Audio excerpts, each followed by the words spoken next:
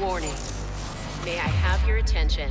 At the sound of the bell, any and all punches, including jabs, hooks, and uppercuts, will be legal for 12 continuous rounds.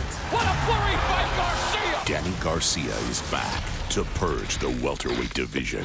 Plus, Jarrett Hurd returns to strike fear inside the ring. On Showtime.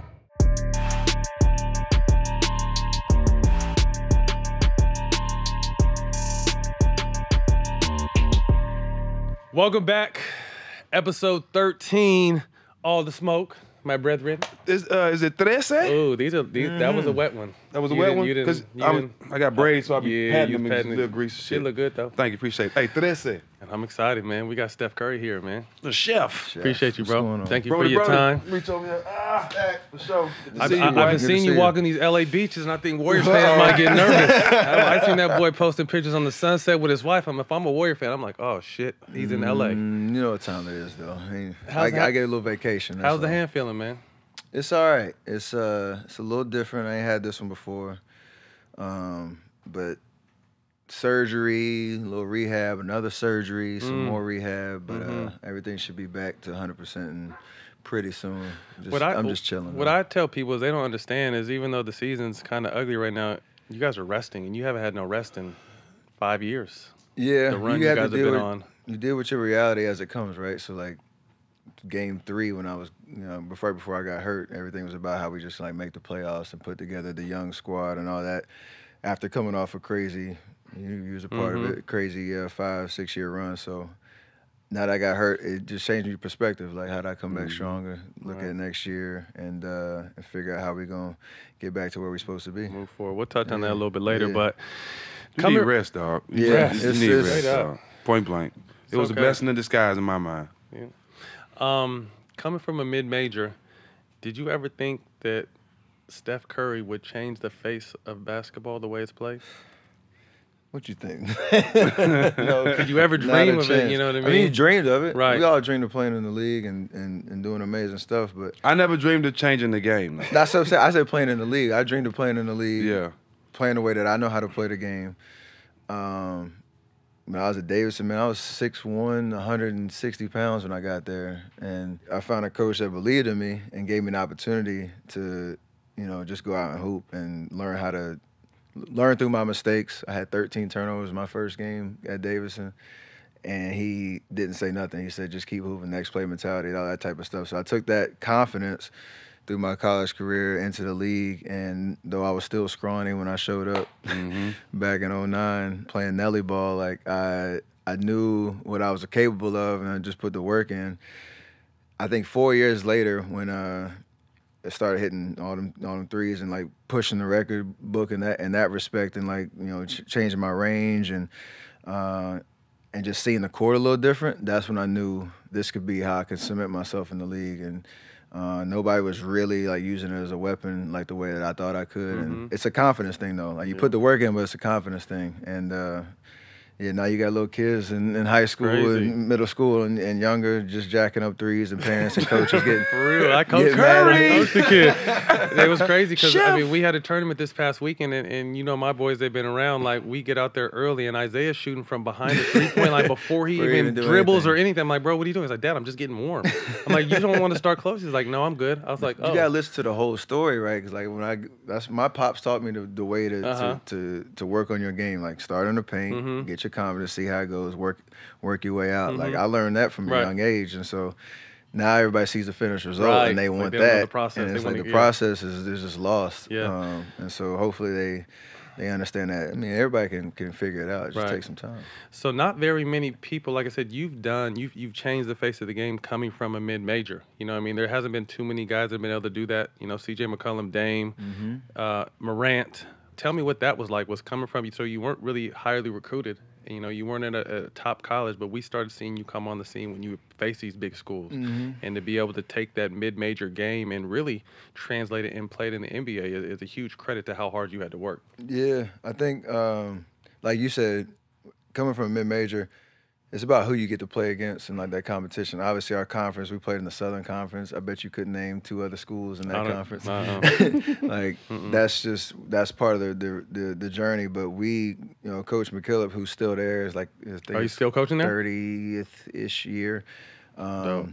They moved on to the Atlantic 10, so they moved up a little bit. But in terms of like when I was there, we played against the Dukes, the Carolinas, the NC States, came out here, played UCLA, and got exposed and understood what it took to be at that level once we got to the tournament, what it was going to take to win. My freshman year, I was thrown into the fire. I was playing like 37 minutes a game at the 2 spot. We had another point guard, Jason Richards, who was 2 years older than me and was like our best player at the time and was like the steady guy, the steady hand.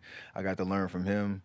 That next year, my sophomore year, kind of just took off. We had guys that knew their role. Everybody, came selfless, did what they supposed to do.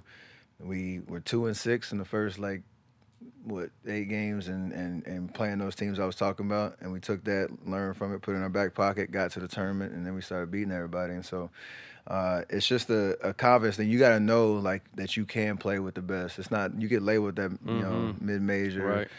D1, whatever, that's just, just the history of it. Right. There's not going to talk about what we're about to do this year and whatever. And so you got, like you said, Dame, CJ, Ja, and you can name them. There's guys that just want an opportunity to play, and they got the talent, they got the skill, they got that killer instinct, and now more and more guys are showing it in the league too. It's funny you mentioned confidence because the 3 other guys you named besides yourself, they all carry themselves with high confidence, and I think it's kind of probably like that chip on my shoulder, like I don't give a fuck that I came from a mid-major, I'm still a killer out here. Exactly. When I was with the Warriors, yeah. When you came, what were we like when in your eyes, what were we like when you came there? Before, when you got drafted, that year I got there, when you got drafted, what's crazy? Like? I didn't know much about that specific team. I knew about you, I knew about Monte, and I knew about Andres. That's it. Corey Maggette too. Yeah. I knew about y'all 4.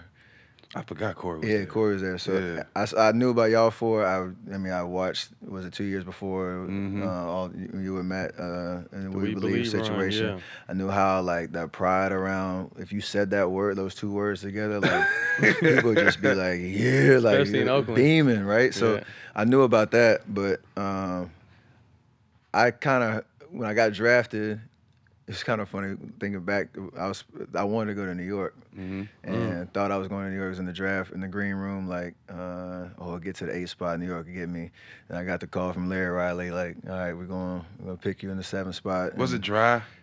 A little bit. Cause him and Don Nelson, they straight to it. Cause I remember when Nelly cut sugarcoating. She straight to it. Straight Jack, you don't want to be here. I'm going to send you to Charlotte, all right? Stay in touch, kid. To the point. I just open my room. I'm half asleep.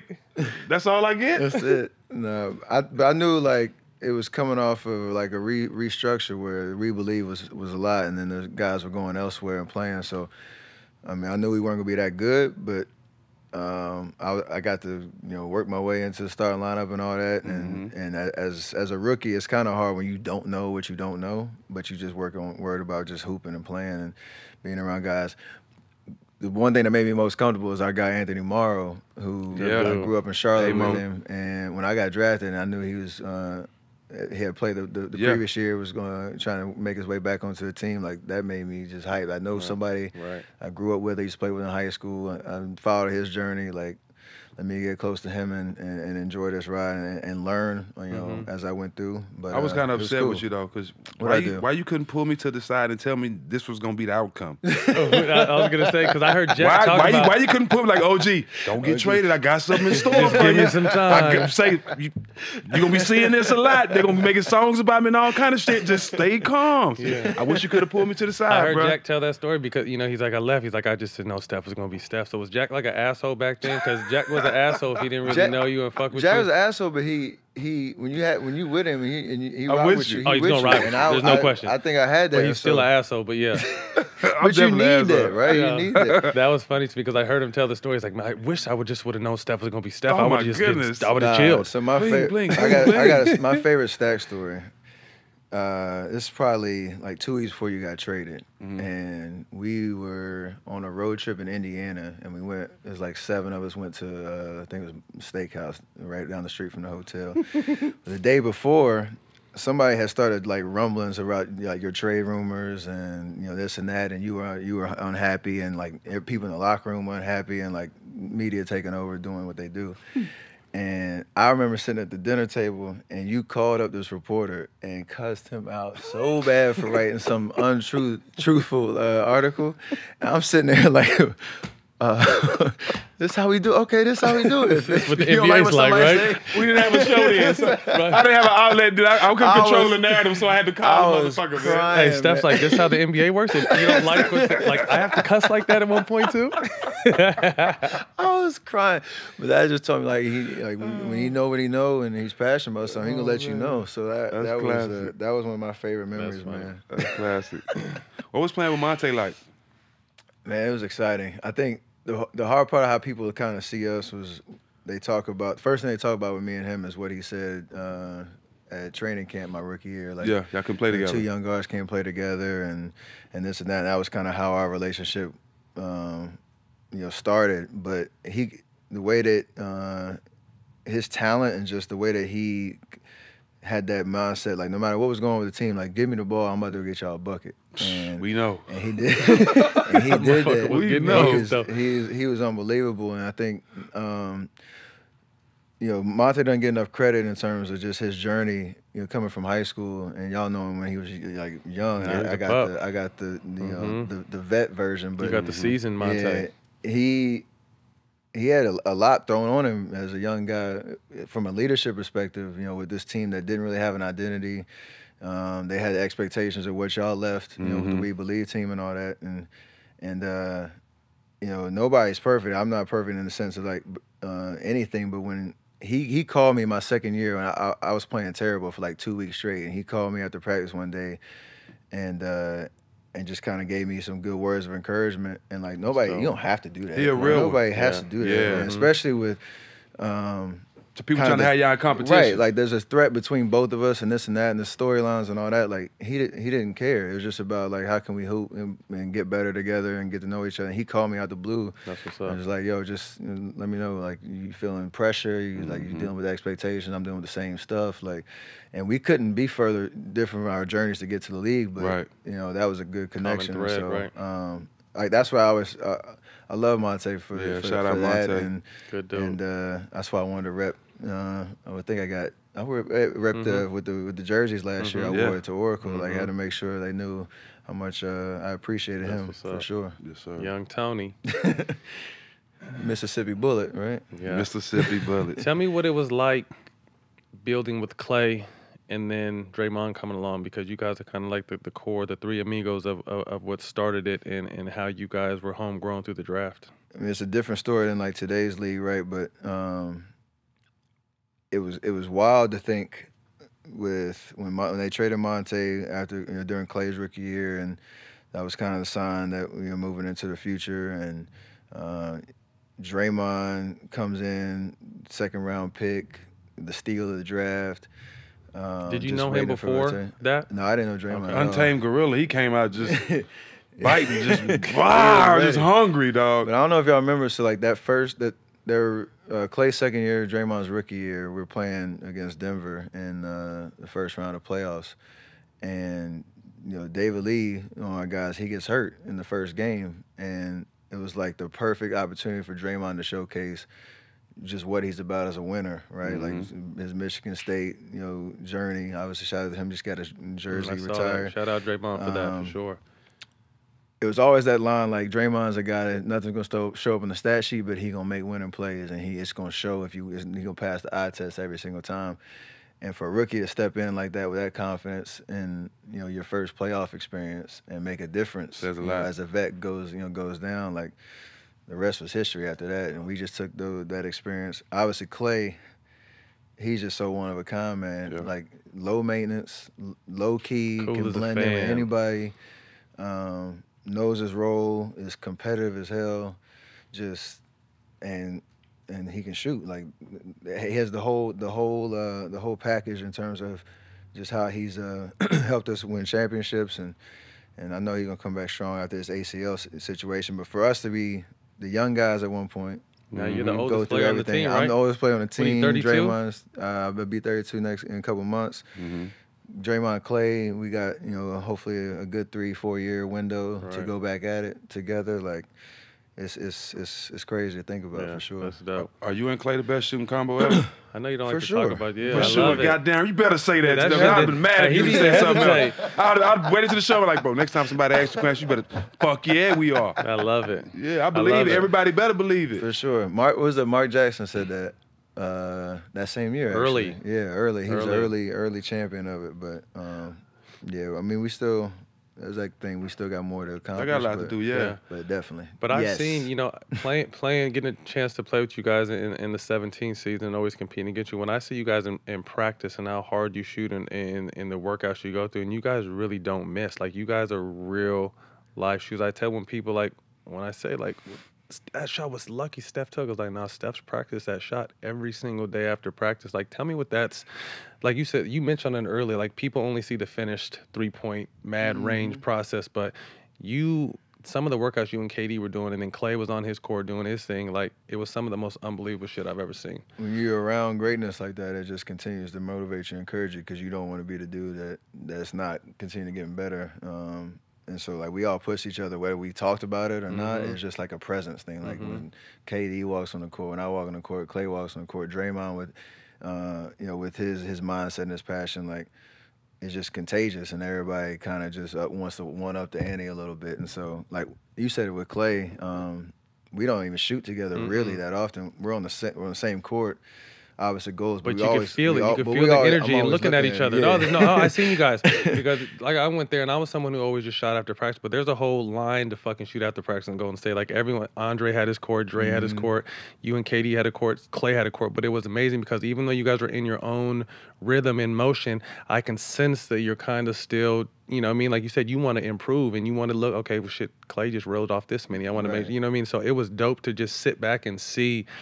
You know, the finished product is championships, but the preparation was amazing to You gotta watch. ice the nets when they finish. Insane. Eric Housen, he Put had to the switch nets him in up the a ice. lot. But Shout no, out E. shout out E. E. Oh my man. we gotta have E on, man. We gotta have E Hey, on. that would long be an way. amazing episode. I love he E, has some man. stories. He's the man. Shout out Eric Housen, man. What is he still the head equipment or is he resonated? He's not. His title's changed. Okay. He deserves he's whatever in he charge got. of everything. Shout He out run E, everything. man. I One of can the call best E right equipment now mans and ever. get anything I need, bro. Great dude. From any team, though, not just the Warriors. I feel you. You know somebody at every team that he got a plug with. He's a special one, man. Learning shooting from your dad early on, you've seen me and you've been great to my kids. I want to bring them around and have that experience. Being your dad's shadow early on and learning shooting early on, is that what kind of got you into the game, obviously? For sure. I mean, just anytime you watch your pops do something, if you're having a relationship, blessed that I got to be to see it, you know, when I was like 6 or 7. Or he retired when I was 13, so for the majority of his career, I got to watch, and my brother did too. You gotta love the game yourself, but just being around and watching it, you pick up stuff. It just made me want to work harder. When I was 13, I decided I was just gonna play only basketball. I got rid of the other sports, like that work ethic, and just how to like be a true professional in the sense of every day there's something that you can pick up. I used to not only watch him, but all his teammates. Same way your kids now. It's such a cool and unbelievable experience to think back, like what all the things that I did see and who you were around. Helped me to get there. So real quick, go ahead. My pops was never like the guy that was like, we gonna go to the gym right now, we gonna work out, and like he always made sure me and my brother wanted it for ourselves. He's gonna help provide opportunities and give us anything if we asked him questions, but it was never like that drill sergeant type. Like you gotta do this, you gotta do that. That ain't your dad though. Yeah, it's not. His personality ain't drill, so he laid back. Yeah, cooler than a fan. No, that was a cool thing being with this team. But my last handful of years in the league, I went from Chris Paul, Blake, and DeAndre. They got tripping right before that. They were around Kobe in the locker room, around Lob City in the locker room, and then I came to you guys, and Coach Kerr was amazing. As far as just allowing access to families and the organization taking care of everything you need, so you just focus on basketball. But I was bringing the twins you know, on the team planes Weren't during they the Ball Boys playoffs. one trip Ball in San Boys. Antonio or somewhere? Remember they Yeah. they were shooting with you guys. We were in the Western Conference Finals against Houston, and they were over there shooting on the court during practice with you guys. Like, it's kind of shit that, like, you can't make up, you know what I mean? And it's cool that you remember that and hold on to that, because that's the kind of experience I was trying to give them. Like, you were around Steph Curry, KD, Clay, Draymond, Kobe. sure. I mean, you soaked that up like a sponge as a child, and it's something that it's dope that you recall it now, because that's what I was trying to build for my kids. So I know that you hang out with that. It shapes your perspective too, and obviously as a dad, that can go the opposite way, where you get a sense of entitlement because you have access to all this stuff. But knowing my dad, like, they weren't gonna let that happen. No. Clay is the same way. Like with Michael, like, you can show your kids these cool experiences and let them meet amazing people and have them around because you want to share that with them. But it's also on the back end. Like my pops always said, you're gonna work for whatever you got. Nothing's gonna be given to you. And that was a message that he made sure. He say he's cool as a fan, but he makes sure I knew that part. Like, you gonna work for whatever you got, just like he did coming up. No matter who your parents are, at the end of the day, like, you got to figure it out for yourself. So that's what's up. You had Mark Jackson, and you transitioned to Steve Kerr. Talk about that. Mark, well, they're very similar in the sense that they're super competitive, and they both obviously come from their playing backgrounds, but they know what it's like to be a player. They know what you go through on a daily basis. They know how to communicate. They know, just the little touch, points that you need to have. Haven't been in our shoes. Only a player would know. Only a player would know. Right. So the biggest difference is for Mark, we were young and we were unproven, and he had to create an identity and create an edge for us that gave us the confidence to walk on the floor saying we can beat any team any given night. And he's an unbelievable motivator in terms of just the way that he can articulate himself and give you some type of fuel on a nightly basis. Like, he would come in the locker room and he wouldn't. We talk about X's and O's and game plans, but then he spent like 5 minutes just talking about life and like the perspective of how much what makes us all different while we're all in the locker room together. What we about to go out here and he'd bring it around some like pretty funny, serious sometimes story that just made you like your blood start boiling. Like, all right, we got a game tonight too. Let's go. Like, let's go. For young guys like we were at the time, like, we needed all that edge and that competitiveness and a guy that would go to war for you in the media and the locker room. Sometimes it was to a detriment a little bit for upstairs. Like, we were all just we were just grinding, trying to get to that next level, and he helped us. He helped us get there. There's no secret I didn't want him fired when it went down, and right.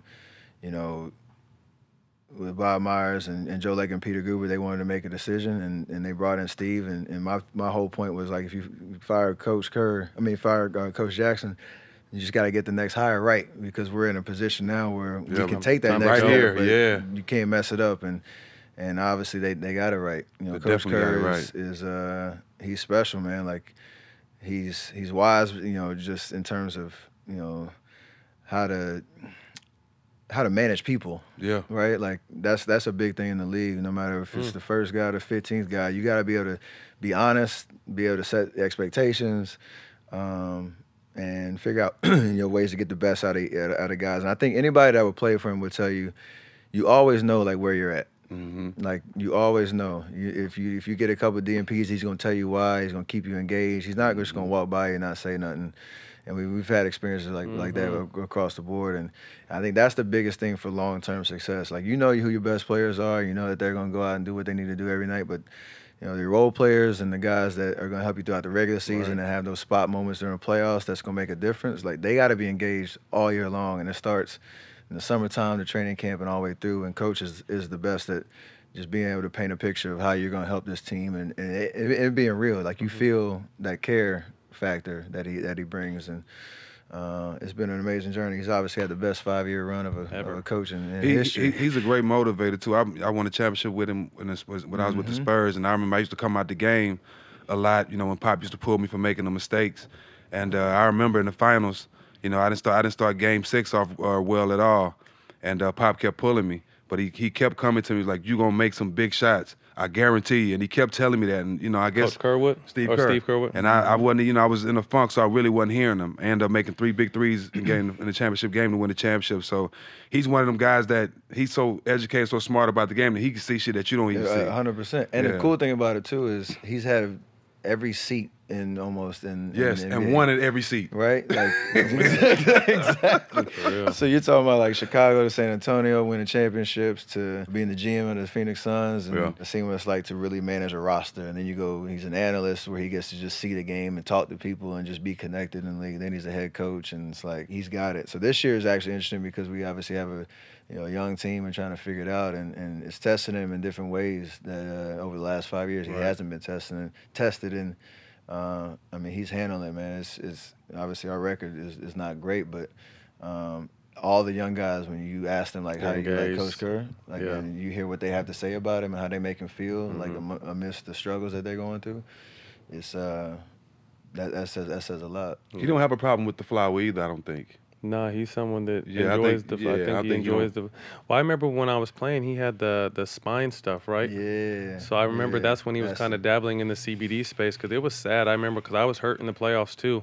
He couldn't sit, like if he could sit for 2 minutes, then he'd have to lay, then he'd have to walk around, then he would try to sit. Like his pain was enormously through the roof. So it was one time, it's kind of awkward though because head coach and player, this is my last season, not knowing, but it was my last season. I was just like, do you smoke? Do you take CBD? I mean, I'm asking my coach that just because I'm seeing like how uncomfortable and how in pain he is. And he, I've tried this and I've tried that, and it was just hard because he's such a good guy, but he was really going through some shit with that spinal stuff he was going through. It's crazy. How long did it take for you guys to bond? You know what I mean? Like I said, you were a big advocate for Mark Jackson. You didn't want him fired, but you were persistent on making sure it's the right hire. Once you kind of realized that he was the right hire, how long did it take you guys to bond? I say that first year, like leading up to Christmas game,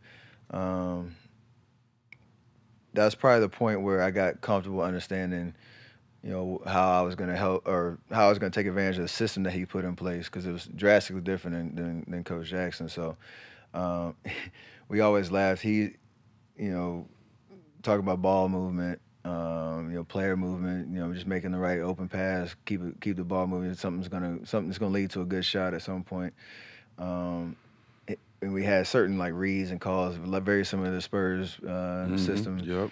And he always say like, this is pretty intuitive what we're trying to do, but we just got to get the fundamentals and the foundations of it for this year, and then next year, when we really got it and everybody understands where to be and when, the timing of everything, like we really gonna take off. But it's like funny because that first year we won the championship, and every day it was about just keeping things simple, right? And as a point guard, I love that because my game, I try to keep things simple. Like take the first open shot. Your handles ain't simple. Far from it. Your handles are not simple. Beyond that, just, if you open from 30, shoot it. If not, move it. Get off the ball. Get out the way. Somebody else make a play. We're blessed with a lot of different playmakers. You got myself, Sean, Andre, Draymond. From the top, we had bigs that could pass with Bogut. And all that, so like it worked because of our personnel, but that's just a fun way to play basketball. Right, yeah. And it's obviously proved success, but when like everybody feels involved and like they know who to get the ball to if they need to. But they all like, touch. Everybody touches. Everybody looking at the rim, being a threat.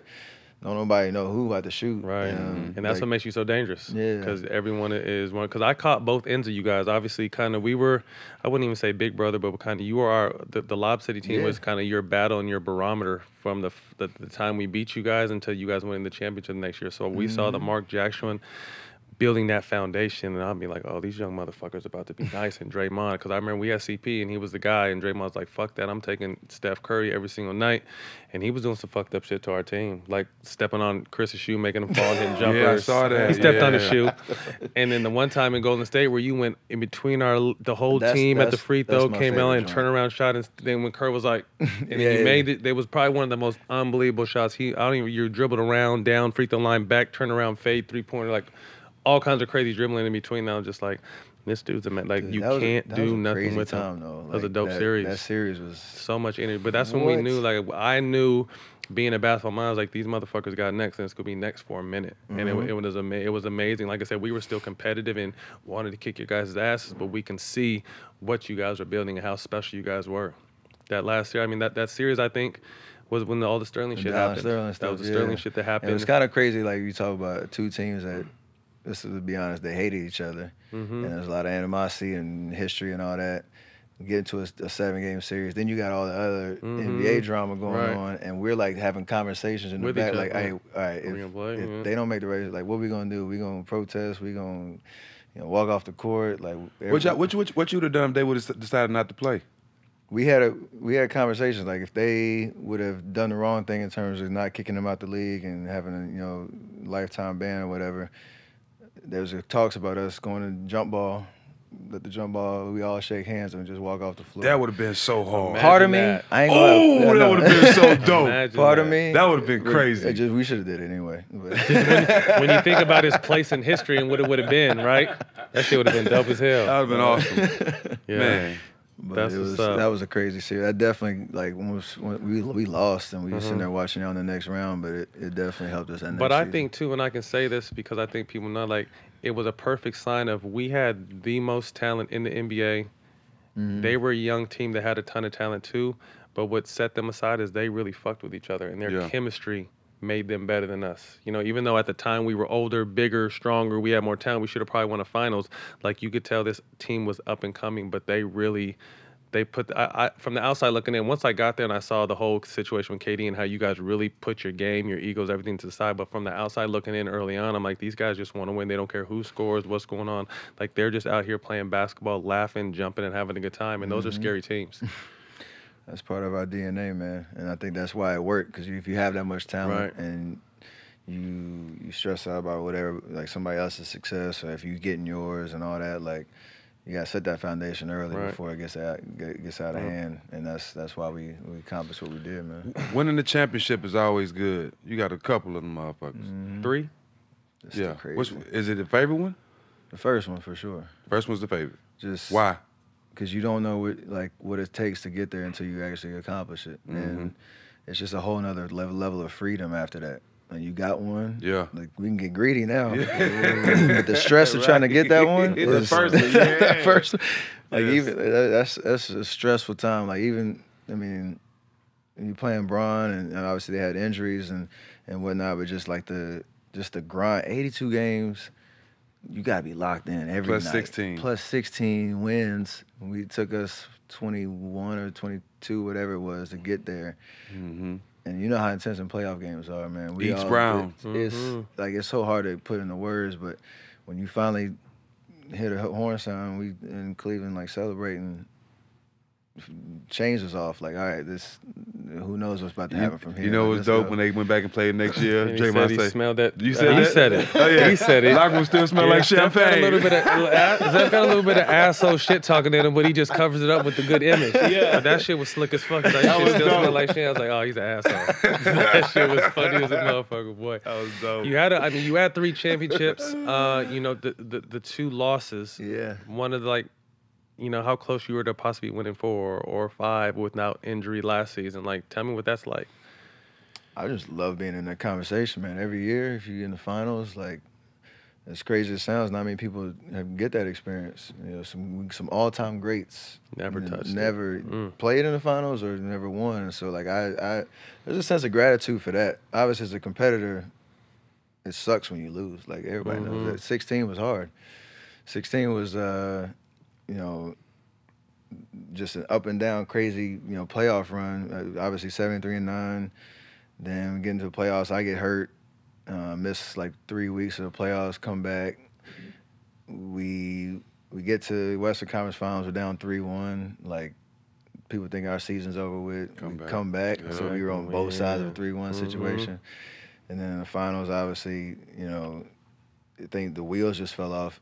And Kyrie and LeBron played unbelievable for 3 straight games. Like, I don't think people talk about that part of it as much. It's always like, we all suck. What did you do? They was on one. They was on one. Like, we got beat. Like, we didn't lose. We got beat. Right. So part of it is just, like, each story is each year has a different like narrative and experience, and I look back like I appreciate each and every one of them because one, you remember who you went to war with, and you know those wins were special, but even the losses, like you got to put into perspective, man. We were in the finals, like.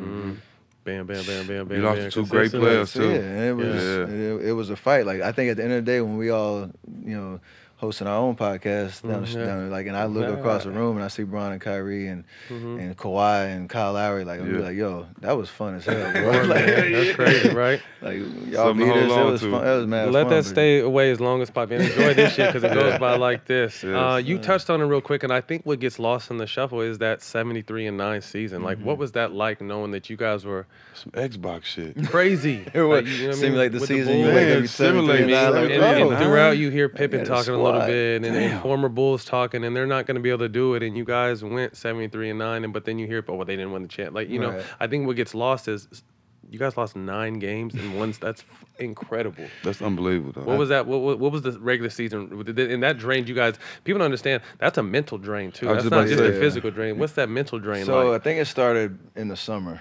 So we won the championship in 15.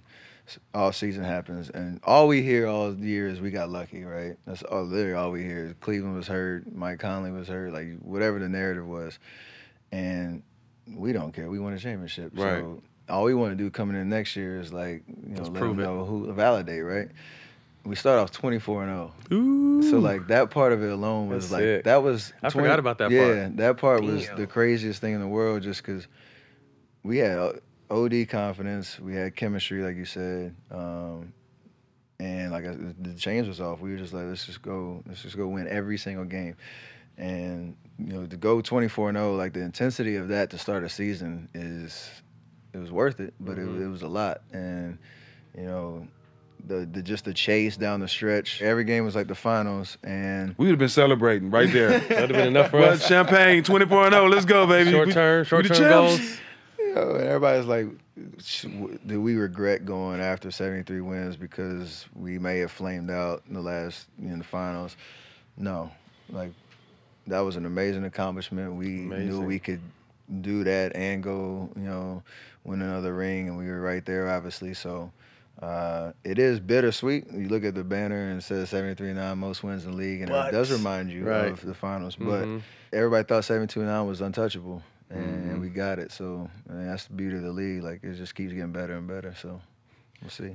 Tell me your thoughts on, because today is such a, you know, join another team or a big trade, but the root of your team was through the draft, and then it positioned you to be able to pick up KD in free agent. Tell me about that whole process.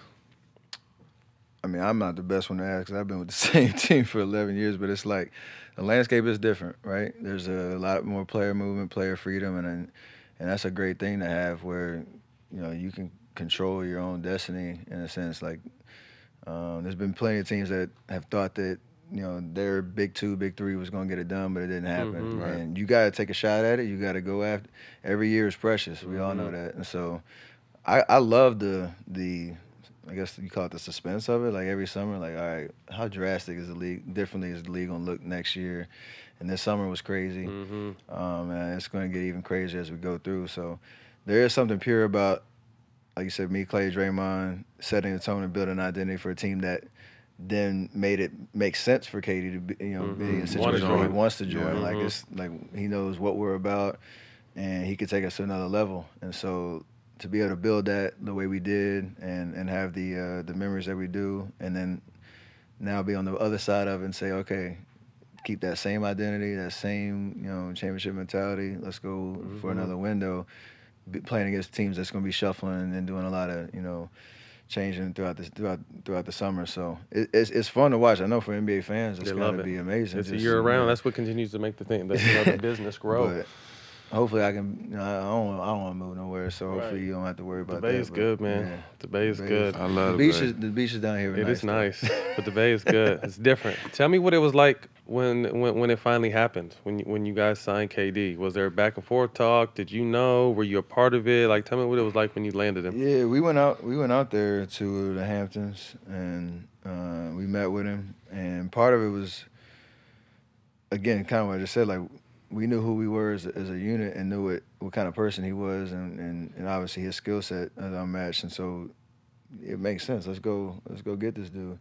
A lot of people are talking about me coming off the MVP year and the sacrifice and all that type of stuff. Like, it's about winning. Like, obviously that does go through your mind. Like, oh, I might not have 22 shots this year. I might be like 19 and some change and play a different style. But for the most part, it wasn't really that drastic of a change. You know, we know how we're gonna get our shots, and everybody has a different style. Nobody really stepped on each other's toes, and so it made sense. I didn't know until he called me the morning of his decision. I was in Hawaii, actually, so the time difference was all messed up. I was asleep, and I woke up to like 78 text messages and calls, like, yo. Right, like, goddamn. And he was, you know, I hit him back, and just that was the start of 3 great years that we'll remember for a very long time. And all the stuff that happened last year, and obviously the unfortunate injuries and all that type of stuff is a tough ending to an amazing, you know, time period, you know, being for the Warriors.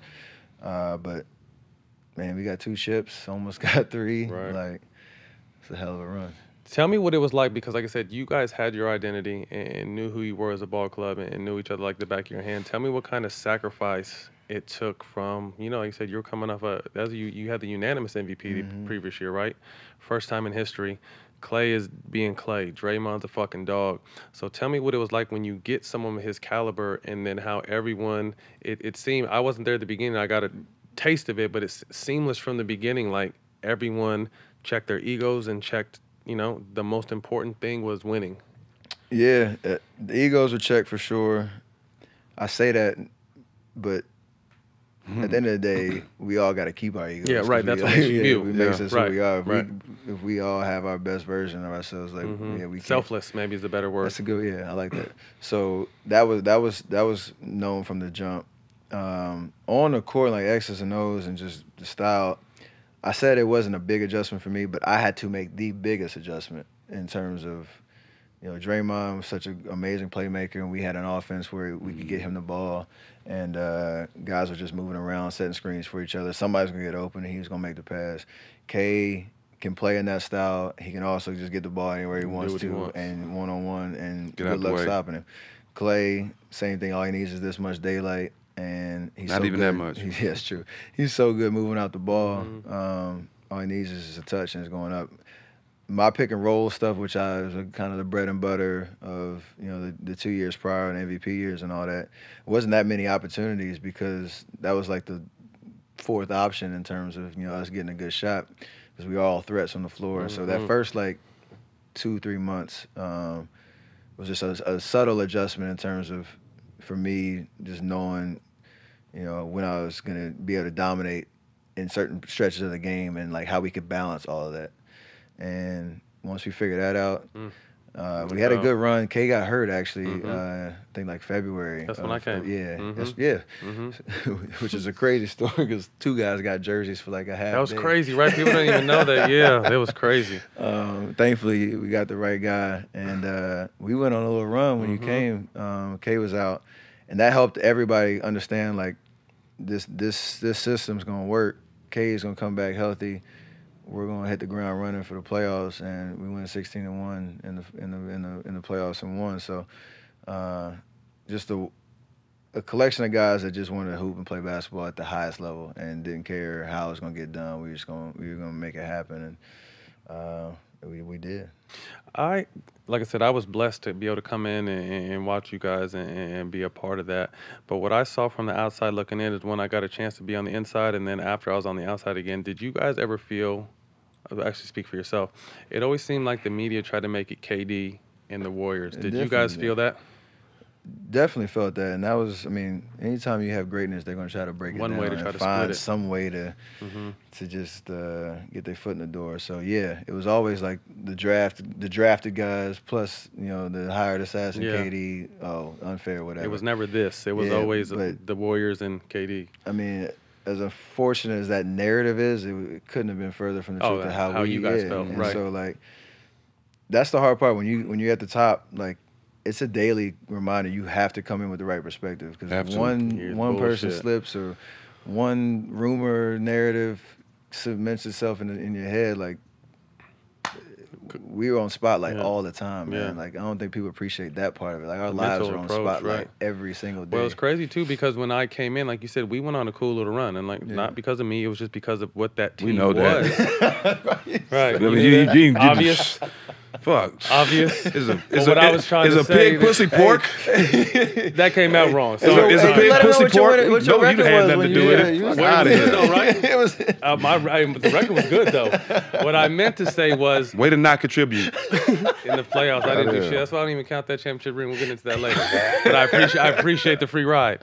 What I meant to say was we went on a hell of a run when KD was out, but you would hear those rumors like, look how good they're doing without him. And I'm just like, damn, people really talk like this, not knowing. Are you done laughing? I'm listening. Appreciate you.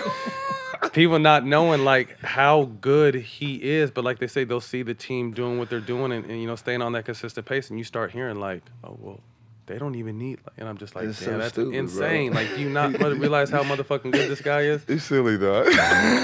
Oh, I'm good now, dog. You sick, You bro. finally had a moment on me. I'm happy No, I'm for just you. saying, you sick, though. You said it. I just agree with you. It came out wrong. You say, this motherfucker, it's a pig pussy pork. That's how blatantly obvious it was. One thing before we transition, man, I wanted to touch on is explain Draymond to people who don't know Draymond. Because I think he's one of the most misunderstood people.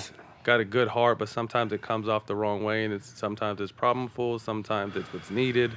Explain who he is in your words. The first way I explain him is that Draymond the basketball player is not Draymond the person. No question. Right? So like we all know Draymond the person. Nicest dude, caring dude. He always checking in on you. He's loyal. Like Same way. Yeah, everything about him, like off the court, is somebody you want like around. You want somebody in your camp like Draymond. On the court, same way. He comes with that passion. Comes a lot of volatility in terms of it galvanize us as a team. Make sure. We got a lot of nice guys, there's finesse games on, myself included. Like, you need that fire, like somebody that's that bulldog. And sometimes he'll admit the same thing. Like, sometimes it does get in his way because it might distract from just playing basketball. But over the course of whatever the 9 seasons we've been playing together, I'm taking that every single day of the week. The good and the bad. And so... And the bad is just an opportunity to learn, right? Like that narrative is kind of tough because his transgressions are just exposed on the court, like, and the guy that he was, first championship run, whatever, is not the same dude, and he's evolved and learned, and like we all have. It's just he wears everything on the sleeve, and so everybody gets to have that journey with him almost. He's like the dad out there now. Like you and Clay are I know, rehabbing, man. resting, and Draymond's out there playing like 20-something minutes a game. I talk to him here and there, and it's just he's just a good dude, man. And he takes everything in stride and has. People don't understand how intelligent he is, and his crazy, basketball mind is second to none. It is. I think Andre said it. Like his IQ is the best he's ever seen, and either it comes out with him trying to make an adjustment, or it comes out in what he says to a certain person at a certain time to get them to do what he wants them to do to help the team win. Him understanding his own game and how he's going to be the most effective out there every single night. Him knowing every single player in this league and knowing every tendency you have. Dude's every crazy. pet move. People don't understand, man. His mind is sick. Draymond's mind is sick. So yeah, that's my guy. So what do you like to do now that you're down for a while? You haven't had this as a professional, like where you're an extended amount of time down. Like what are you doing right now? The crazy part is like I have 3 kids, 7, 4, and 1. And the first 3 weeks that I was hurt, I was just going like a stay-at-home dad, like doing all the stuff that I've always wanted to do, like take them to school, pick them up, go to all the extracurricular activities. My daughter's on horseback riding, playing soccer, like just being at every event without an excuse that I got to go somewhere or I got to be on a road trip and stuff. It was uncomfortable because I was still in that competitive mindset, and I didn't really know how to, use my free time because everything was centered around, practice.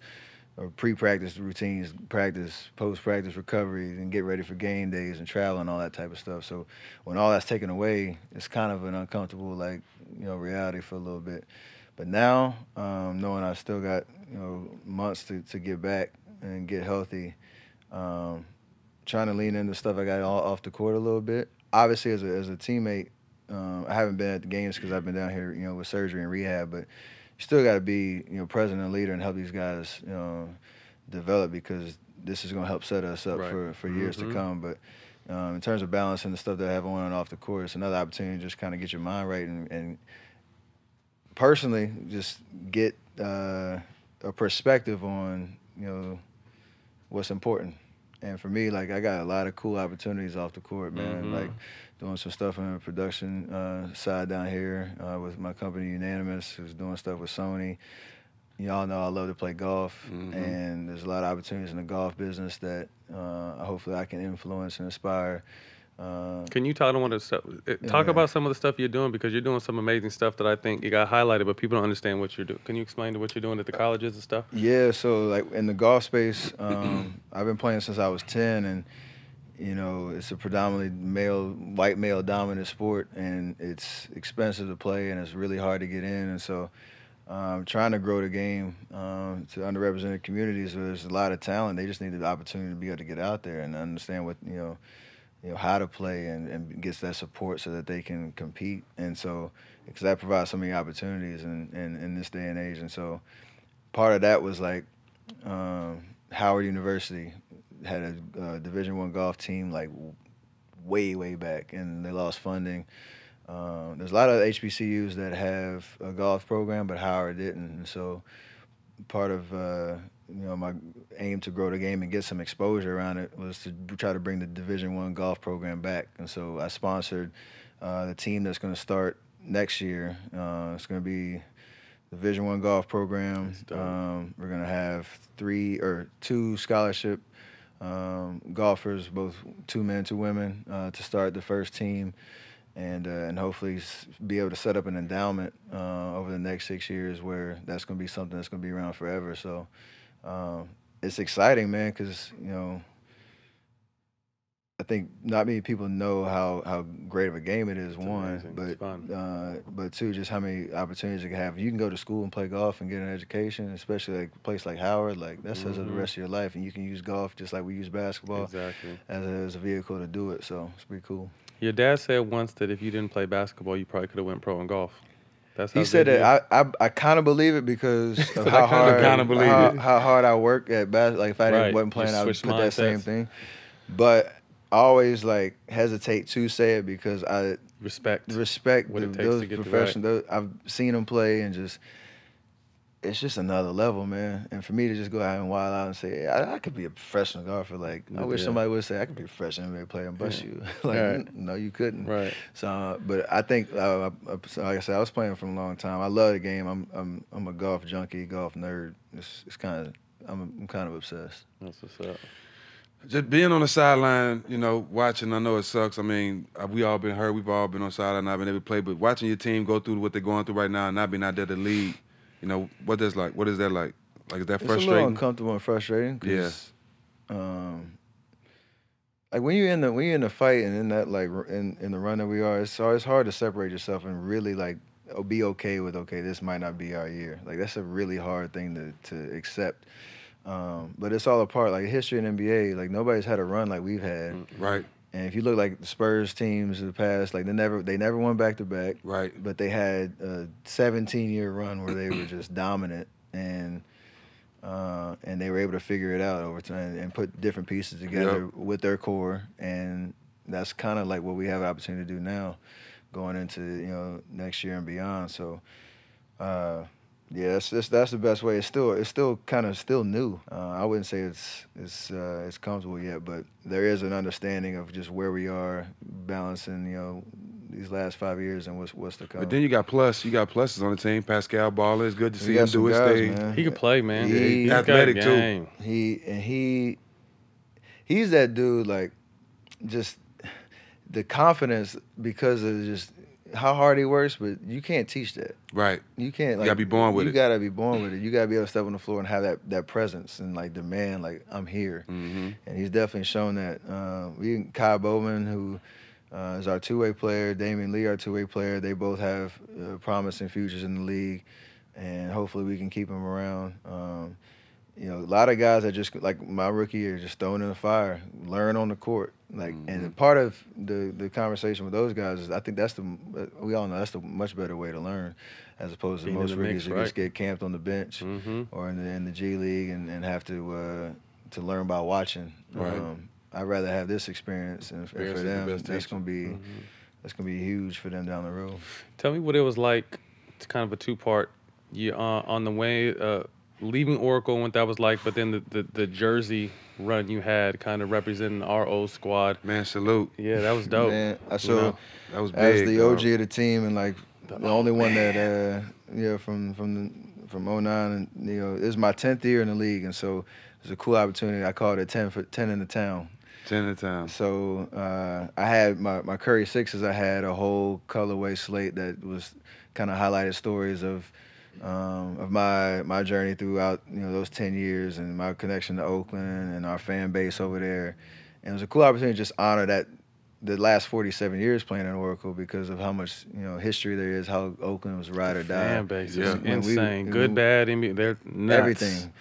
And so, like, part of that, the last, like, 5 home games, I picked 5 people to kind of honor them and their presence with, you know, for Dub Nation with the old school jerseys and all that. So, this was it, Stack. I was first. BD, Monte, Andres Biedrins. That was dope. And, Goose. Shout out Goose. Wherever you're at, Goose. You're somewhere getting drunk, I know right now. Everybody love Goose. Shout you What's out. up, Black? What's up, Black? Oh, yeah.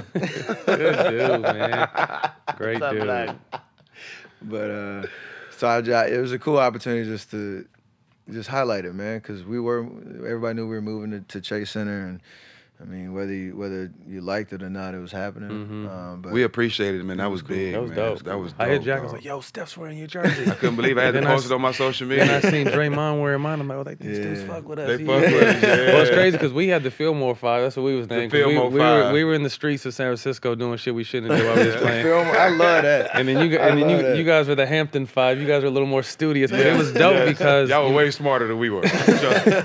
But when I got a chance to play, you know, like I said, I briefly got a chance to come back and play with you guys. Like, the love out there for that team and what we had built was crazy. You know what I mean? And then you were huge and always honoring our team. And then I remember the year I won a championship, you guys, in 17. Like, you wore the We Believe warm-up shirt. So you guys always showed love, and it was kind of a symbol what Oakland and the Bay Area was like as a whole, because they always paid homage. Like, it was crazy the love they showed and those fans, how much they appreciated Like it. I said, I won a championship with San Antonio, but the Warriors organization is the only team that make me feel like family. Yeah. Every year they bring me back, make me feel like they appreciate what I've done in my time there. And that's the only team that done it in my career. It's crazy, man. It's great. So shout out the Warriors, man. Keep holding us down. And they got pictures. They got some pictures of us up in the new arena. You seen the new did, practice facility? Yeah. It's a whole journey, but like the We Believe and then our championship run. That's dope. That dominates the That's scene. what's So We got to go check it out, though. We got to. Last thing on Oracle, what was your most fondest memory or best game that comes to mind there?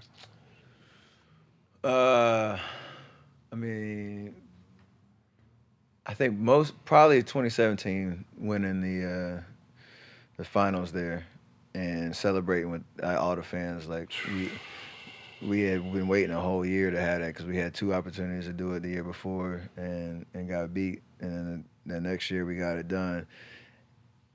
You know, celebrate. Where'd y'all win at home or on? We won at home. Yeah, Game 6 at there's home. nothing. Our game 6 was that night was insane. When they won it, that's how I was celebrating at the house. I felt like we won it You too. were there? I'm a warrior, bro. Hell yeah. I am a warrior. I'm sorry. Yeah. And so, like, just watching the clock run down, just seeing all our fans sticking around, the confetti was dropping, they put the stage down, like, all our families are out there, and you just celebrating a championship, but you in your home venue. Like, For the town. Yeah. For the town, though. I want to just wear my jersey out of there. I ain't want to. on some Ron Artest shit.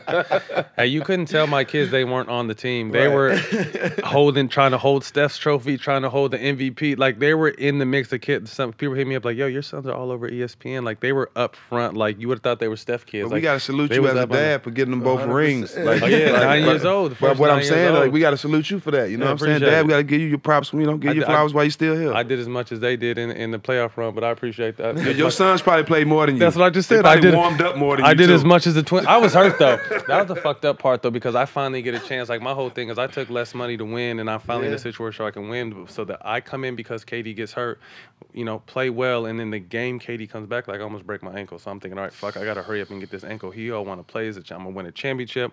So for me, like, and when I tell people the story in with the 17 stuff, I don't really count the ring because I was someone who always, I had to get out the mud. You know what I mean? So I wasn't out here fighting with these guys. I was in and out Patrick of the McCall, lineup. he counting all 3 of his. You better count them motherfuckers. But it's different. It's different. They go You know on what the I mean? same finger, you shine the same. Your name is on that roster. I think Ray when they still say got NBA mine. champions, when they introduce me and you on shit, they say 2 NBA champions. Fuck out of here. That shit count. Nah. I don't want to hear that shit. I think Ray still got mine. I gotta track Ray down and get my ring because I left it at the thing because I. Wait, missed what? time. What's this? When they came and introduced it to me, they had locked it up before. They locked it up Oh, during Ray- the game Ray- for me. Ray had it. oh, Ray got And it. then- If Ray got It's it. It's still, it's It's all like- safe. no, Ray's the I was homie. like, Shout out to Raymond. who is Ray? No, Got your Ray- ring. Ray- Ray- There's only one Raymond over there. We know who Raymond is. Ray from Oakland. Yeah, he got it that locked shit down. locked. He got it locked down. Transitioning, meeting your wife at 15 and having a public we had D Wade and we spoke to D Wade, you know, about a public relationship, and your wife is obviously blazing her own path. But tell me what that's like. You know, obviously a childhood love that's transitioned into a beautiful marriage with a family, and kind of the prototypical like this is like the new family. The Currys are, you know, a power movement. Tell me what That's that's setting the like. standard.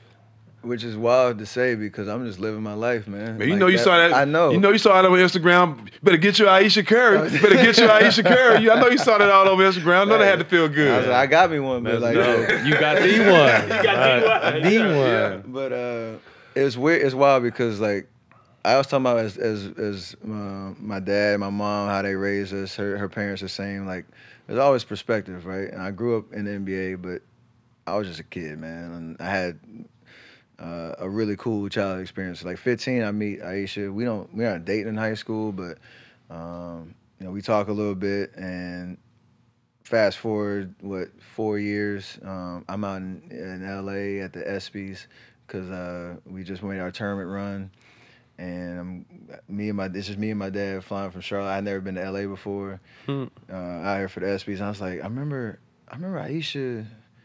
I remember she moved out here because she was out here pursuing acting. So she had graduated from high school and came right out here to pursue acting, but we weren't talking at all. So I hit her up and I was like, hey, I'm out in LA, like chilling, whatever. Like, you gotta show me around because I ain't never been out here before. So we reconnected then. And like a couple months later, she had moved back to Charlotte, and I'm still at Davidson, which is like 30 minutes away. So we got to kind of keep it going. And from there, like, we were just 2 kids just enjoying life together and not really knowing what was about to happen. And when I got to the league, like, again, I'm just living my life, and as the spotlight starts to grow and all that, you're dealt with judgments and expectations, and everybody just wants to know every step you take and all that stuff. And it's kind of uncomfortable at times because as humans, you react to stuff, like stuff that's said about you. No, especially your family. Yeah, and your family and all that type of stuff. And the person to me is like want to take it in stride, and like you don't want to react to everything because you'll lose your mind. Right. But you want to protect the integrity of y'all's relationship. We started, you know, way back when, and so it's an ever-changing kind of thing for us because even as you bring kids in this world, like how are you going to raise them with this spotlight as well and keep their mind in the right direction and give them perspective and give them a chance to have a quote-unquote normal childhood and stuff. So a lot of responsibilities, but God don't make no mistakes, man. And for me and her, like I think we appreciate the ability to inspire and impact people because of our relationship. Like that's, if we can do it, like we're not perfect, we got ups and downs, and there's gonna be, you know, challenges in like every other relationship in this world. But if we can kind of persevere through all that stuff, man, we can be an inspiration and expectation for like what it means to find somebody you want to share life with. And I don't want to get too sappy, but like that's real. It's real, it's absolutely. real, right? And it's so, rare too, especially in our profession, you know. So I think it's dope, the example you guys said. It's amazing. So we're trying to figure it out. It took me forever to find them. But you did. I finally found them.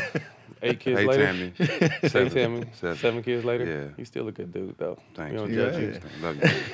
You're a very proud father. You know, your daughters are your world. When you finally got that little boy, I did, man. Cannon, Wow. Tell me what that's like, man. He is something He's else. how old is little he? beige He's motherfucker. He is. He's a lighter skin. Is that what you say? Another Beige one. Come out shooting from half. He gonna come out shooting from half His name court. is Cannon. What you expect? I gave him that Cannon. Right, you already know. He got it locked and loaded in the diaper right now. Cannon. In the diaper. In the diaper, you got it locked and loaded. He's 17 months, man. He's unbelievable. Named him after my granddad. So it's Cannon Wardell Jack. That was my granddad's name. And so he's the first real boy on either side, first boy grandbaby. So he's spoiled rotten, but he's unbelievable. And it's kind of cool to see our two older girls like it not just be about them anymore, and They all over him great. too, though, huh? What? Low key, I feel like I just met him. my wife is holding him hostage the whole first year. Now the girls got a hold of him. Yeah. Like, Cannon, I'm over here, man. I'm your like, dad. What's up, man? We kind of look alike. When he get 5 and get the dribbling that ball, that's when Daddy gonna take over. Just be patient. Be patient. Told him, he's unbelievable. So yeah, we're only blessed 7, 4, and 1. Like I said, there's amazing ages right now. Like, coming into their little personality. It's So dope. I'm enjoying it, man. And it's like crazy thing just to, like you said, taking your kids to the game. Like the first time I got to take my son and sit him on the bench, and my dad was there next to him, and like just thinking about like that used to be me, man. Hell yeah. That part of it still Awesome. is crazy. It's still Well, touch crazy. on your girls too, because off camera you told us that they designed these shoes right here. Put them Yeah, up on the man. table. How Jack be putting his Jordans up on the table. Tell us about Yeah, this man. inspiration through the girls. Yeah, so I gave Riley, she's 7 now. I gave her and her sister Ryan, who's 4, the CAD drawings to these shoes. It's probably a year ago. So these were just in the makings, and told her, "You just go. Daddy's gonna make a new shoe, but I want you to design it." And so you should see the focus on her face. Like, I can imagine. all right, I'm you in gonna for it. wear Riley's these? intense. Yeah, she is, She's man. intense, bro. When you put a task in front of her, she took the drawing, got her crayons out, and just went to work. And I told her to make like a bunch of different options, and then bring me what her favorite one was. So don't like stick to the first one. Like just let it flow. So we went through this whole process, man. She did it, and UA put it together. That's what's up. Got the Riley specials, the giraffes. Riley He asked if it was specials. Cheetah Girls. Like she just started watching it. Okay. It's crazy now. We got to bring back all old shows, like the shows we used to grow up on. I'm not saying I grew up on Cheetah Girls. You know what I'm saying? But you know what I'm saying? It's another so time. like bring like showing them. Like we watched Home Alone, the first one. with We my just kids watched that the other day. night with the Like, fam. They like, who is this Yeah, movie? but they loved it though. They loved the it. Sandlot. Yeah, all those, all the yeah. classics, right? Yeah. So we get to relive our childhood a little bit too. Tell me think about it while we're talking about shoes. Mid-major out of Davidson, and then you come out, change the face of the game, and you got your own shoe. Like, tell me what kind of dream in this run has been like for you. Like, you're the light-skinned assassin. Like, you You did what changed AI done. the NBA. You believe that? Can you believe that? You did Nah, what AI man, done to the game. I can, because I grew up watching them, and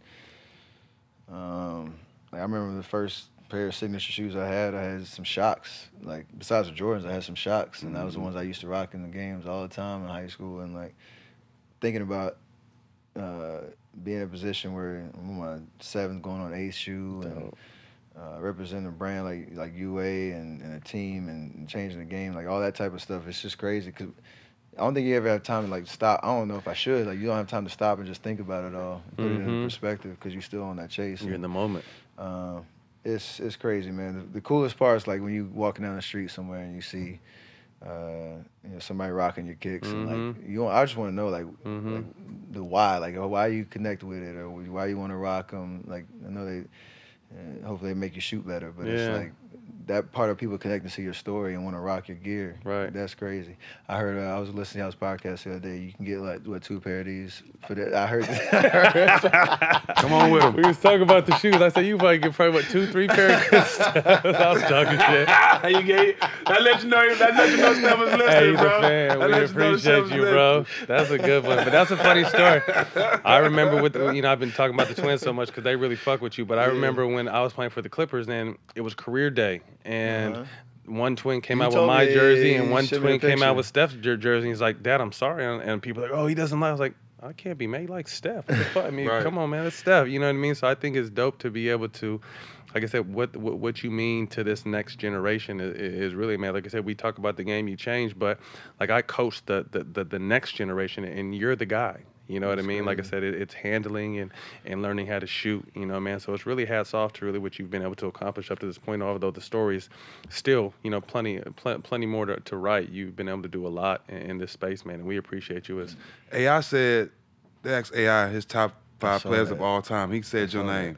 You know what's funny? I have that saved on my phone. Because that's so like much I talk love. to Chuck all the time. We tell each other you love each other like 10 times through the conversation. But like for him to say that, it's crazy, right? Like I'm never gonna get. I ain't ever gonna have a big head where you like that dude who I picked up a lot of the game and inspiration from. That he's now looking at my game like, yo, he's one of my favorite PG. Like that's. For him to say that, Shaq the same way. Yeah, like he says so much love for me as well. And in the spirit of times where we know like some OGs, they don't want to relinquish the a lot of them be hating. Yeah. A lot of them be hating. Just to keep it real, they be hating. And that part of it, like when you see the guys actually, like the same way we respect the OGs, like we want it both ways. And so like when you do hear that means something, man. For sure. That's for sure. What's up, man? I heard a rumor that your mom fined you $100 for every 3 turnovers. Is that true? It was any 3 turnovers. I had to give her $100, and so she got a lot of handbags. Let's put it that way. I be throwing them crazies, and she be up there like she be yelling at me, but she be mad happy at the same time. She's coming into. I need 2,800. I need Steph 3 more turnovers tonight, and I'm gonna get this back. Yeah, there's a lot of sports bureau over there with my assist to turnover ratio. She's like. But I'm enjoying it too. She didn't see enough stat sheets in her day. Yeah. Trust me. Explain your relationship with Nipsey. Obviously, you know, he was someone I looked up to, admired, got to befriend and come close to. You know, to us, he's a legend. He's on the wall. Tell us what your relationship like with Nipsey. I talked to J-Rock today, so he said what up too. Tell myself, I got to know him the year before he passed, and he came on my 5 Minutes from Home show. Took time out of his day to came up to the Bay. You know, we hopped in the back of the Sprinter, and like part of that filming, it usually only takes like an hour to get, you know, the footage and you have a good conversation, all that. Like I feel like I was talking to him for way longer than that, just because of how real he was and his perspective on life, and like the way he talked about his daughter and raising her, and his relationship with Lauren, like all that type of stuff was just real. And obviously his music, you know, it stands for itself. But when you have God in the spotlight that, you know, has a story and has a journey and is able to turn that into inspiration, you know, beyond probably anything he imagined, but the way that he carries himself speaks about more than anything that he does. And the work that he does in the community and all that type of stuff, that, you know, his legacy is going to live on forever. But it's just like it shook me because I literally just met him, and you know, you appreciate people like that have an impact on you. But I'm sure it was somewhere you felt like you knew him forever, because that's how open, real, and raw he is. It's exactly. I watched that episode. I've watched it probably 5 or 6 times since we did it, because there's so many gems in there from him in terms of just all the time. And the way that he speaks, he's approachable. Like he takes you on a journey too. Like you can tell like it's authentic, and that part of it is special. So, you know, to his family and all that, you know, I know everybody has their back, and the legacy he leaves, we all have to carry it, right? Yep. In our own, you know, special, unique way. So with honor. TMC, rest 100%. In peace, Nip. We saw that you attended Kanye's Sunday service. What was that like? Please tell me what that was like. I absolutely loved it, bro. Really? Like the Sunday service is for. Let's put it this way. I don't care somebody's past, you know, what they stand for. Like, you can not agree with somebody, and any and everything that they say, but when they come in, and I think it's. When they come in and represent Jesus, and they talk and everything that they do, and the music and the vibe and the spirit that you feel in that place, like it did something to me, like in terms of, you know, that 2.5 hour you know, experience. And so I'm rooting for him, man. Like I'm rooting for him in terms of what he's doing, the journey that he's on. You know, if he can change, or you believe that's possible, then anybody can. And I'm not gonna discredit, you know, my God in that respect. And so I was curious about it because I heard so many people going and just, you know, the choir or the collective is you know, their name and with Kanye and just from his album and all that type of stuff. Like I wanted to experience it. And I had a great time, man. I'm happy to hear it that. was legit. So because shout out to him. That's one thing Jack says. You know, we don't have to always agree with what someone's saying, but we keep that line of respect. You know what I mean? I think just in culture today, the disrespect is crazy. To be able to sit down and have a conversation too. That's it. Like and get to know that them. part of it is Yeah. being able to open that door and have some actual progress. Because if not, we're just gonna sit on the other side of the line and just yell at each other the whole time, or like cast judgment and talk, you know, some trash about you, and nothing's gonna happen. So for him to put himself out there too, that's the thing for me. Like that's huge. So I'm rooting for him. What are you listening to right now? What's your top 5 artists? I still rock with Lupe Fiasco. Push, You know, kick push, kick push, kick push. What's crazy is he's from Charlotte too. The baby is. He goes hard. He goes He's hard. one of the young He dudes I goes fuck hard. with. I like the baby. And I know high school you went to, advanced high school and all that is right a couple miles from where I grew up. That's what's up. I ain't never met He him. on though. fire. So wherever he's at, I ain't never met you, Tell the him, baby. come on, man, you got to go fuck with We gotta Steve. do something, man. Yeah, get him 704 is we're down. doing things right now. I can't So believe y'all understand haven't that. met. I know. Right. It's crazy. That's on both of us. I mean, That's from on here both of now, us. once you meet Steph, just come fuck with our podcast right now. Yep, the baby, come on I'll down be here. here for Right. Yeah.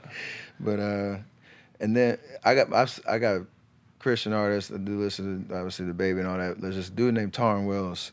Christian artist? Christian artist. What's his You name? might Tarn Wells. Sean Wells. I'm trying to You check might him not. out. You gotta take a chance. It's just a different vibe.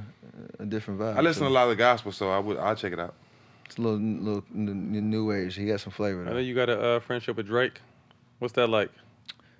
It's all over the place because we was like. Because it's bad. Yeah, They it's don't know if just y'all, like- they don't know if y'all honestly- brothers or what. Around this motherfucker. Honestly, it's crazy because obviously it started from the first name drop he hit me with Yeah. Chef Curry with Chef the pot, Curry. right? And I think that was like 2015. But you know, from there, we have some connections in both of our families. Aisha's cousin is part of OVO crew, and so like we spent a lot of time together. And Does he have your number tattoo on him? yeah, Yeah, with he with the halo, I think. Yeah, yeah. That's like the when you talk to him about that, it's like him respecting greatness Yeah, all yeah. across the board. Whether it's some people that he's All his tattoos mean it something. means something, Yeah. right? So like, it's nothing corny about it. It's literally like when you appreciate Paying somebody. homage. Yeah. Paying homage. That's love. So last year was fun because the whole Toronto Right. connection and all that. Him talking trash from the court. He was you know, talking to big me, shit. Draymond, everybody. He's good for basketball. Yeah, he is, man. great. I ain't gonna lie. There's a lot of talk about him with his antics and stuff on Yeah, the sidelines yeah. and all I that. think it's He great. dude's an owner of the team, and he's Yeah. passionate about what's going on here, and like that's getting everybody going, and it's raising the popularity of the game. As long as he ain't interfering with the actual game, like, Right. Which he won't. Yeah, Right. he ain't gonna do that. So, I called him after the finals. I was hot. I Personal at all, or? No, I was just mad because we lost, but I Mhm. was trying to like congratulate because I know it's his Lightweight. team, and he Right. it hurt. Did it? It hurt. It's hard. Like, God damn it, congratulations. I'm over here laugh crying like.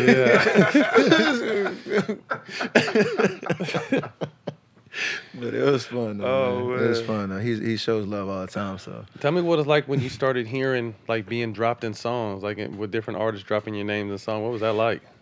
it was fun, man. Because anywhere you go, like people you hear that they wouldn't call you your name no more. Be like, oh, Chef Curry with the Mr. Pot, pod. yeah. So I can't keep a tab on how many times it's happened since then, but that was like the first one that actually changed that status a little bit. My favorite one though is hilarious. Cardi B got the one with me and Aisha. She's like, I want to get married like the Curry, Steph and Aisha. Yeah, That joint's yeah. for me. Yeah, that's dope. And Aisha. There you go, Yeah. setting Be that more like example. Belly, Tommy, Keisha. Like, Yeah, that's what's up. that's my favorite joint though. That's one of her biggest songs too. Yeah. That's hard. But before we get out of here, we got a couple quick hitters. All time, your starting five. You All can time? include yourself if you want. Oh, you asked me right now. Ask me when I'm done playing, but right now, it's crazy.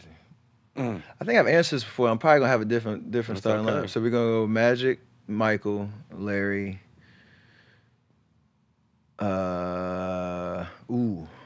Wait. Shaq. Only one more spot. Let me make sure I got all my positions. Magic, PG, Yep. Michael, shooting guard, Larry, small forward. Oh, maybe power forward. Yep. Tim Duncan. Of course. How can you not? Yeah. Tough. Give me 3 of the most underrated players you played against. Ooh, I like that question. The most underrated I like players. that question. Mike Conley, Drew Holiday. Drew Holiday is a played good with Mike one. Conley. Seth Curry. Seth Curry. I like that. I like that. What's that like? You know what I mean? Because you know what I mean. You took the school road, and became a superstar. He took the major school, and then it's taken him a while, but he's starting to find his footing. But what's crazy about Seth is like a step before Duke, he was at Liberty University. I didn't even in know that, was he? Lynchburg, Virginia. And he Okay. played his freshman year there. I think they were like the Big South Conference. He was leading the I believe it was the nation in his freshman scoring. And then teams started playing like crazy janky defenses against him because his teammate, the talent on the squad was okay, but everybody was just trying to take him out of it. And it's like, I can't get better here if they're gonna play boxing 1 or triangle 2 on me the whole game. So he proved himself at Liberty. Coach K came calling, so he transferred to Duke, played there for 3 years, and he had an injury his senior year. He had some a shin fracture, so he missed the whole draft process. Pre-draft process, he didn't get drafted and had to go the D League at the time, but the G League route. And for him, like to have like the crazy ups and downs, like small D1 school, Duke, G League, back to getting some 10-day contracts, and then finally establish himself as an NBA player. And now fast forward 5 years, the man just got some bread. Yeah, right. Yeah. So and he earned every bit of it. And so that part of it's just so much fun to watch because. It's your brother. He's my guy, and like I'm his biggest fan in everything that he does. And you want him just get an opportunity because I know what type of player he is, and he can help. He's supposed to be in the NBA, and to think last year we were in West Conference Finals, we're playing against each other, and my parents up there, and just nervous and crying and emotional and all that. It was unbelievable. So, Yeah, and I saw him laugh when he plucked you that time. oh my God. I had talk about turnovers. My mom getting handbags. He was responsible for about 5 of Brian them. Copeland, right? Cost you some money. Don't nobody know your game better than your brother. No, I got My nothing. brother never played in the Go to NBA, war. but to this day, he one person I cannot beat in one-on-one, dog, crazy. for some reason. It is crazy. Current player that reminds you of yourself? Anybody? I mean, a little bit of Trey. He's more Baby Steph. Yeah, he's got that element. That's about it, I think. That's all I could think Yeah, of. Either me too. Trey. That's all I could think of. Last question. Taking you and your team out of the picture, who do you think who do you think will be in the finals this year? No. Leave your team in the picture. Keep it real. Leave your team in the picture. Who you think, I ain't winning this shit. Just keep it real. I ain't winning this year. Ain't no need to sugarcoat the shit, man. That's our little brother. He know what time it is. Leave y'all team in there. said, "Take Who my over this- team out." Take his team out. Leave the motherfuckers in there. Know what time it is. It's just what it is, man. Y'all need a break, man. Y'all been playing basketball for the last 50 years. Tell 'em. All the way to the shit. finals, y'all need a break, but realistic. Leave your team in there. Yeah. Y'all ain't doing Can you shit. ask the question again? Can you rephrase the question, please? Who's winning it this year? With his team in there. Don't take him out. I'm gonna say, if I was betting right now, You're a betting man. I can't bet. Right. Don't come get me, Adam. Yeah. right. But if I had to pick right now, I mean, it'd be the Lakers and Milwaukee, just because they playing the best right now. Solid. Solid. And I would watch every game of that series. Right. Yeah. But yeah, they got it right now. AD. Tim Duncan on steroids. Steph, we appreciate it, man. Thank you for Yes, your sir. time. I can't wait to get that headline. Yeah, Steph Curry thinks the Lakers and the Milwaukee Bucks gonna be in the finals. And that's a wrap, man. Episode 13 with my brother. Yes, sir. We did it again. 13. You were funny this episode. Man, hey, you know. You was on your shit. Man, appreciate it. You've And been I killing want me to all year. thank had to get you Matt back one Barnes for time. the 2017 NBA championship. Right. Yeah, man. They wouldn't have won it without Matt. They wouldn't have. I was over there cheering my ass off. Cheering my ass off. Yo, I was crying. You said that. He been killing me all year. He been killing me That's what I since said. You was on your shit Yeah, today. he You got me killed me. back. That's the I first had no time, Jack. comebacks all And the fucked up part was I said, oh, well, you be setting You yourself. set But I that set up. myself Yeah. up for it too. Close, 13th too. episode, I finally got a funny joke in. Shit. He got me. But anyways, that's a wrap. Episode 13. 13. All the smoke. Steph Curry. We appreciate you, man. Appreciate you, bro. You can find the Showtime Basketball YouTube channel or all platforms streaming podcasts. All of them.